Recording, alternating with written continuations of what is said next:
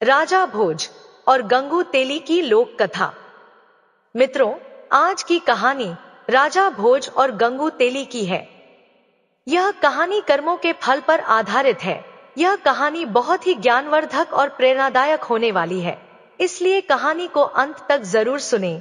तो चलिए शुरू करते हैं आज की कहानी। मित्रों, राजा भोज एक न्यायप्रिय राजा थे। वे अपनी प्रजा को पुत्र जैसा स्नेह करते थे। उनके दरबार में अनेक विद्वान लोग रहते थे। राजा चापलूस और चाटुकार लोगों से हमेशा दूर रहते थे। राजा भोज को उनकी प्रजा देवता के समान पूजती थी और उनका जय जयकार करती थी। राजा भोज अपनी प्रजा के दुख तकलीफ का पता लगाने के लिए रात्रि में भेष बदलकर उनके घरों के आसपास घूमते थे, जिससे वे अपनी प्रजा के दुख सुख का सही से पता लगा लेते थे। एक दिन रात्रि के समय राजा भोज एक गरीब किसान की झोपड़ी के पास से गुजर रहे थे। तभी उनकी नजर उस गरीब किसान और उसकी पत्नी पर पड़ी। किसान की झोपड़ी में एक छोटा सा दीपक जल रहा था। वह किसान अपनी पत्नी से कह रहा था, हे प्रिय, अब मैं बहुत बूढ़ा और कमजोर हो गया हूँ। मेरे शरीर में अब इतनी शक्ति नहीं है कि मैं किसी के खेत में जाकर मजदूरी कर सकूं, और मेरा कोई पुत्र भी नहीं है जो मुझे कमाकर खिला सके। अब तो मेरे पास केवल एक ही रास्ता है कि मैं राजा भोज के दरबार में जाऊं। किसान की पत्नी ने कहा, ठीक है स्वामी, कहते हैं कि राजा भोज बड़े दयालु है, वह हमारी मदद जरूर करेंगे। दूसरे दिन सुबह होते ही वह किसान राजा भोज के दरबार में पहुंच गया। राजा का अभिवादन करते हुए किसान कहने लगा, महाराज, मैं 75 साल का बूढ़ा और कमजोर व्यक्ति हूँ। ऐसी दशा में मैं खुद कमा नहीं सकता। कहते हैं कि बुढ़ापे का सहारा पुत्र होता है, पर मेरा दुर्भाग्य है कि मेरा कोई पुत्र नहीं है। अब ऐसी स्थिति में मुझे 2 वक्त की रोटी भी मिलना मुश्किल है। राजा भोज ने उस किसान की गरीबी का पता रात्रि में ही लगा लिया था, इसलिए राजा भोज ने 100 सोने और चांदी के सिक्के उस किसान को दे दिए। किसान के पास अब इतना धन आ चुका था कि वह सुखपूर्वक अपना जीवन व्यतीत कर सकता था। किसान खुशी खुशी घर पहुंचा और वह सोने और चांदी के सिक्के एक लकड़ी के संदूक में रख दिया। किंतु रात्रि में एक विचित्र घटना घटी। सुबह जब वह किसान संदूक खोला तो सारे सिक्के गायब थे। किसान सोच में पड़ गया कि उसके घर के दरवाजे सुबह तक बंद थे, कोई व्यक्ति घर के अंदर आया भी नहीं, तो सिक्के कहाँ चले गए। वह किसान व्याकुल होकर सुबह दूसरी बार राजा भोज के दरबार में पहुंच गया और रात का सारा हाल बताया। राजा भोज ने उसे दूसरी बार भी 100 सोने चांदी के सिक्के दिए। किसान बहुत खुश हुआ। अब किसान उन सिक्कों से अपना नया मकान बनवा सकता था, किंतु होनी को कुछ और ही मंजूर था। किसान रात्रि को गहरी नींद में सोया था। उसने स्वप्न में देखा कि राजा भोज उससे कह रहे हैं, किसान देवता, राज्य पर बहुत बड़ा संकट आ गया है, इसीलिए मैं वह सिक्के लेने आया हूँ जो मैंने सुबह तुम्हें दिए थे। किसान ने खुशी खुशी वह सिक्के राजा भोज को लौटा दिया। जब सुबह हुई तो किसान ने देखा आज भी संदूक से वह सिक्के गायब थे। किसान की कुछ समझ में नहीं आ रहा था कि स्वप्न में लौटाए गए सिक्के सचमुच में कैसे गायब हो गए। वह गरीब किसान सुबह राजा भोज के दरबार में पुनः पहुंचा और रात्रि का सारा वृतांत राजा भोज के सम्मुख कह दिया। राजा घोर आश्चर्य में पड़ गया। वह आश्चर्यचकित था। राजा भोज ने अपने कोषाध्यक्ष को आदेश दिया कि 100 सोने और चांदी के सिक्के किसान को पुनः दिए जाए। राजा भोज की आज्ञा का पालन हुआ। किसान खुशी खुशी घर पहुंचा, लेकिन राजा भोज ने निश्चय कर लिया था कि वह आज रात्रि वे खुद किसान की कुटिया के पास पहुंचकर सब कुछ अपनी आंखों से देखेंगे। रात्रि में राजा भोज जब किसान की कुटिया के पास पहुंचा तो रात्रि के तीसरे पहर की घटना देखकर राजा भोज हैरान था।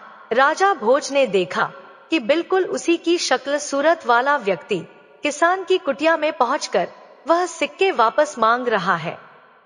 राजा भोज ने जब यह देखा तो राजा भोज से रहा ना गया। राजा अपने उस हमशक्ल व्यक्ति के पास पहुंचकर कहने लगे कि महाशय, आप कौन हैं जो इस गरीब किसान को दुखी कर रहे हैं? आप राजा नहीं हैं। राजा भोज तो मैं हूँ। आप इस तरह से क्यों इस किसान को दुखी कर रहे हैं और मुझे बदनाम कर रहे हैं? राजा भोज के उस हमशक्ल ने राजा से कहा, हे राजन, आप नहीं जानते कि यह निर्धन किसान अपने किए गए कर्मों का फल भोग रहा है। इस किसान के सिक्के या तो गायब हो जाएंगे या इसका बना बनाया मकान गिर जाएगा। यह इन सिक्कों का उपयोग नहीं कर पाएगा क्योंकि सुख इसके भाग्य में है ही नहीं। हे राजन, हर व्यक्ति को उसके किए गए पूर्व कर्मों का फल मिलता है। इस किसान की निर्धनता इसके पूर्व में किए गए कर्मों के कारण ही मिली है। राजा भोज ने कहा, इसमें कोई संशय नहीं है महाराज, लेकिन मैं आपसे विनती करता हूँ कि इसे कोई दंड ना दे। इसकी करनी का दंड मैं भुगतने के लिए तैयार हूँ। राजा भोज ने बहुत अनुनय विनय की। तब राजा भोज का वह हमशक्ल कहने लगा, हे राजन, होनी का दंड तो सबको मिलता है। मनुष्य कर्मों और भाग्य का गुलाम है। तुम्हें भी अपने पूर्व में किए गए कर्मों का फल भोगना पड़ेगा। इससे कोई बच नहीं सकता। इस दुनिया में सबको प्रकृति से लड़ना पड़ता है। यह प्रकृति ही सबको अच्छा और बुरा अवसर प्रदान करती है। कर्मों का खेल बड़ा विचित्र है। यह कहकर वह राजा भोज का हमशक्ल गायब हो गया। एक दिन राजा भोज अपने सबसे तेज और ताकतवर घोड़े पर सवार होकर जंगल में शिकार खेलने निकल गया। राजा के साथ कुछ सिपाही भी थे। सारा दिन शिकार की तलाश करते करते वे अपने राज्य की सीमा पर पहुंच गए। राजा भोज के सिपाही पीछे छूट गए। तभी उस घोड़े ने एक ऊंची पहाड़ी से छलांग लगा दिया। राजा भोज लहूलुहान ना होकर घोड़े से गिरकर मूर्छित हो गए। उनका मुकुट भी गिर गया। राजा भोज को जब होश आया तो उन्होंने देखा कि वह पड़ोसी राजा के सिपाहियों के कब्जे में है। सिपाहियों ने पूछा कि तुम कौन हो, यहाँ कैसे आए? राजा भोज की जुबान बंद हो गई थी। राजा भोज ने कोई उत्तर नहीं दिया। इस पर सिपाहियों ने राजा भोज को हमलावर शत्रु समझकर मारा पीटा और घायल करके नगर के बाहर सुनसान जगह पर फेंक दिया। तभी उसी राज्य का रहने वाला गंगू तेली उधर से गुजर रहा था। उसकी नजर राजा भोज पर पड़ी। वह घायल राजा को उठाकर अपने घर ले गया, क्योंकि राजा भोज के भाग्य की विडंबना ही राजा भोज को गंगू तेली के घर पहुंचा दिया। गंगू तेली ने राजा की मरहम पट्टी करके राजा भोज को स्वस्थ कर दिया। राजा भोज को जब होश आया तो राजा भोज ने अपने जीवनदाता को देखा, लेकिन राजा भोज तो बेजुबान हो चुका था। गंगू तेली राजा को देखते ही समझ गया कि वह कोई कुलीन व्यक्ति है जो भाग्य का मारा है, इसीलिए इसे शत्रु समझकर पीटा गया है। कुछ दिन बाद ही राजा भोज पूर्ण रूप से स्वस्थ हो गए। लेकिन राजा भोज यह जानते थे कि सत्यता जानने पर इस राज्य का राजा उन्हें शत्रु समझकर कैद में डाल देगा, इसीलिए राजा बहुत चुप रहे। गंगू तेली ने राजा भोज को कोल्हू पेरने का काम दिया। राजा भोज ने उसे स्वीकार कर लिया। गंगू तेली खुद भी राजा भोज के साथ कोल्हू का बैल बनता था, किंतु हीरा तो कोयले की बीच भी चमकता है और चिंगारी घोर अंधेरे में भी चमकती हुई दिखाई देती है। गंगू तेली ने राजा भोज की विशाल बाहें, चौड़ी छाती, चमकता हुआ मस्तक देखकर अनुमान लगाया कि यह उसका दास जो है वह कोई साधारण व्यक्ति नहीं है। राजा भोज को अपने जीवनदाता का कर्ज चुकाना था, इसीलिए पूर्ण स्वस्थ हो जाने पर भी राजा भोज ने अपना भेद नहीं खोला। एक दिन राजा भोज स्वभाववश कोई एक गीत गुनगुना रहे थे तो वहां तेल के लिए आए हुए ग्रामीणों ने राजा भोज का गीत सुना। राजा की मधुर आवाज सबके मन को भा गई। फिर जब राजा भोज कोई गीत गाता तो गंगू तेली के साथ सभी गीत का आनंद लेते। उस देश का राजा भी संगीत का बहुत बड़ा प्रेमी था। उसकी राजकुमारी भी संगीत की शिक्षा ले रही थी। उस राज्य के राजा के दरबार में गायकी और नृत्य हुआ करते थे और गाने वालों को उचित इनाम भी दिया जाता था। उस राज्य के राजा के दरबार में संगीत का विशाल आयोजन था। सबसे अच्छे संगीतज्ञ को चुना जाना था। किसी तरह से गंगू तेली ने अपने दास राजा भोज को तैयार किया और नियत समय पर राजा भोज अपने स्वामी गंगू तेली के साथ उस दरबार में पहुंचे। राजा भोज उस साधारण वस्त्रों में थे, लेकिन उनके शरीर से एक और चमक रहा था। दरबार में चारों तरफ हर्ष उल्लास था। बड़े बड़े गायकों ने अपना अपना गाना सुनाया, परंतु राजा की बेटी वसुंधरा अभी भी श्रेष्ठ गायक की तलाश में थी। अंत में कोने में बैठे हुए गंगू तेली ने राजा भोज की तरफ संगीत के लिए इशारा किया। राजा भोज ने खड़े होते ही चारों तरफ हाथ जोड़कर अभिवादन करके मंच की तरफ चल दिए। राजा भोज ने गंगू तेली के नौकर के रूप में अपना परिचय दिया और बीड़ा उठाकर गाना शुरू किया। दरबार में बैठे हुए सभी लोग मंत्रमुग्ध हो गए। चारों तरफ से वाह वाह की आवाजें आने लगी।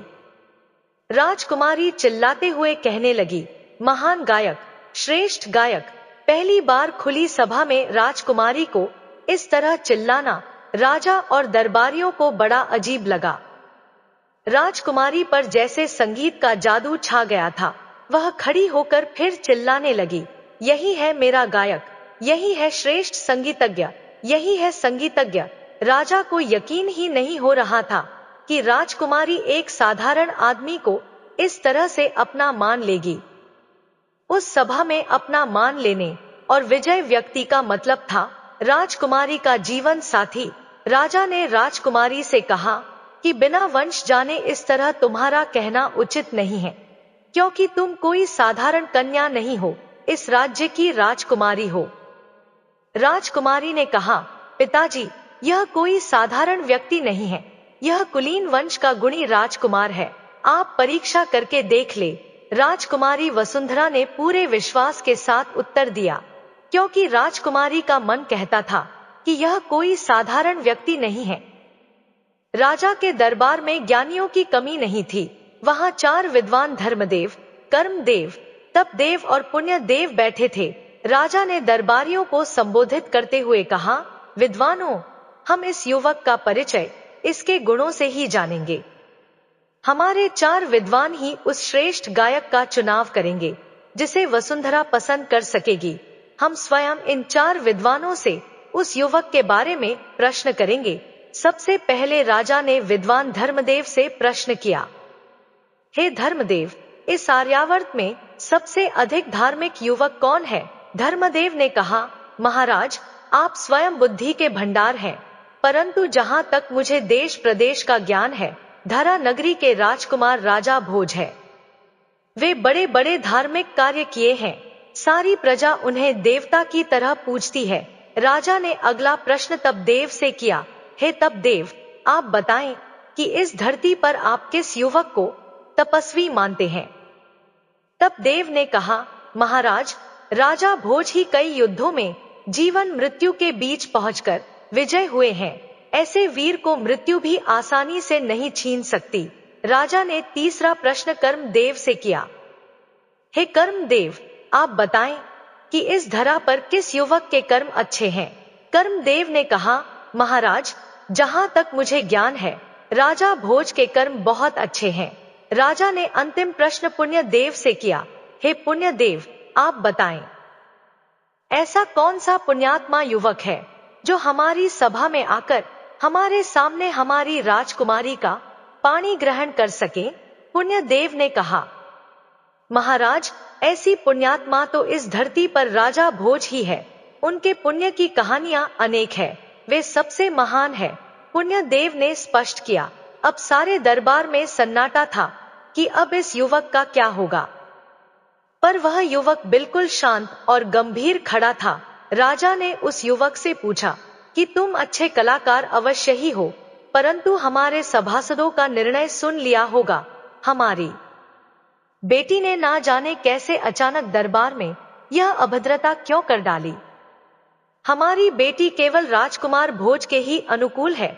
हमारे विद्वानों के अनुसार राजा भोज में चारों गुण, धर्म, कर्म, तप और पुण्य मौजूद है। उस युवक ने कहा, नहीं महाराज, हमारी दृष्टि से राजा भोज के गुणों से भी बड़ी शक्ति है, जो महान व्यक्तियों को भी अपने वश में रखती है। राजा चिल्लाते हुए बोले कि तुम हमारे विद्वानों का अपमान कर रहे हो। क्या धर्म, कर्म, तप और पुण्य से भी बड़ी कोई शक्ति है? युवक, तुमको नहीं पता हमारे विद्वानों का अनादर करने का दंड क्या है? वह युवक बोला, महाराज, दंड तो बुरे कर्मों का मिलता है, सत्य बोलने पर नहीं। सत्य बोलने पर तो इनाम मिलता है। युवक की बात सुनकर भरी सभा में ठहाके गूंज उठे। क्या मतलब है इसका? राजा ने कहा, कैसा इनाम?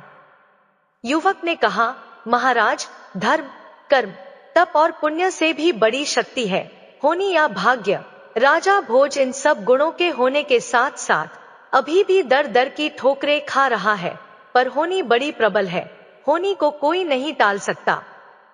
राजा ने कहा, तो क्या तुम ही राजकुमार भोज हो? युवक ने कहा, हाँ महाराज, मैं ही राजा भोज हूँ। यह सब होनी का खेल है जो आज मैं आप सबके बीच हूँ।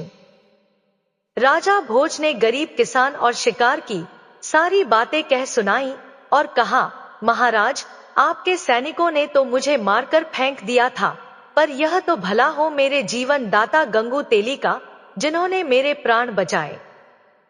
पर मैंने इन्हें भी अपना परिचय ना देकर इनकी दास को स्वीकार कर लिया। सारी सभा में हर्ष का माहौल हो गया। पूरी सभा में राजा भोज का जय जयकार होने लगा। इसी के साथ राजकुमारी वसुंधरा ने राजा भोज के गले में जयमाला डाली और विवाह किया। राजा भोज का विवाह पूरे विधि विधान के साथ हुआ। मित्रों, इस समय होनी राजा भोज पर प्रसन्न थी। हर व्यक्ति की जुबान पर बस एक ही बात थी कि कहां राजा भोज और कहां गंगू तेली। मित्रों, अब मैं राजा भोज का प्रेरक प्रसंग सुनाने जा रही हूँ। एक बार की बात है, दिन भर काम में व्यस्त रहने के बाद राजा भोज गहरी नींद में सोए हुए थे। सपने में उन्हें एक दिव्य पुरुष के दर्शन हुए। राजा भोज ने बड़ी विनम्रता से उनका परिचय पूछा। वे बोले, मैं सत्य हूँ, मैं तुम्हें तुम्हारी उपलब्धियों का वास्तविक रूप दिखाने आया हूँ, आओ मेरे साथ। राजा भोज उत्सुकता और खुशी से उनके साथ चल दिए। राजा भोज खुद को बहुत बड़ा धर्मात्मा समझते थे। उन्होंने अपने राज्य में कई मंदिर, धर्मशालाएं, कुएं और नदी आदि बनवाए थे। उनके मन में इन कामों के लिए गर्व भी था। दिव्य पुरुष राजा भोज को उनके ही एक शानदार बगीचे में ले गए और बोले, तुम्हें इस बगीचे का बड़ा अभिमान है ना? फिर उन्होंने एक पेड़ छुआ और वह सूख हो गया।